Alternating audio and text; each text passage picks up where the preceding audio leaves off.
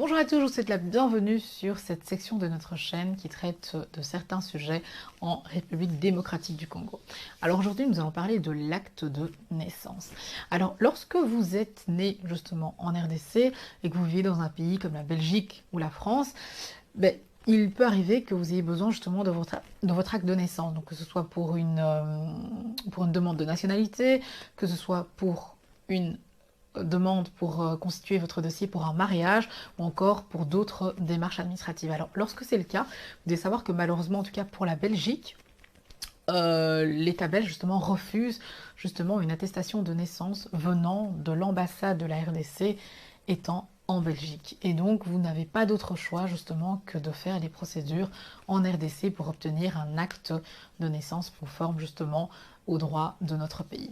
Et donc en fait voilà un petit peu les cas où vous avez besoin, vous pourrez justement avoir besoin de votre acte de naissance.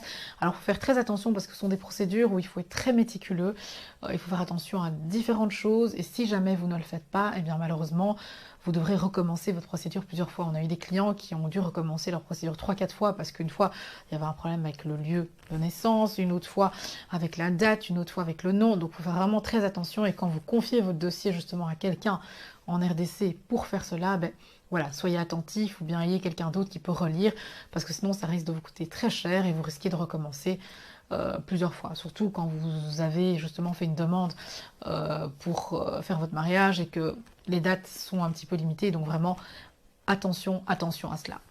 Donc voilà un petit peu pour voilà, les raisons pour lesquelles vous pouvez avoir besoin justement de votre acte de naissance en RDC. Alors je vous invite à vous abonner à ma chaîne parce que vous aurez justement plus de contenu sur le sujet et encore d'autres sujets qui pourraient vous intéresser. Encore une fois, un grand merci pour votre attention et je vous retrouve dans les autres vidéos. Merci beaucoup!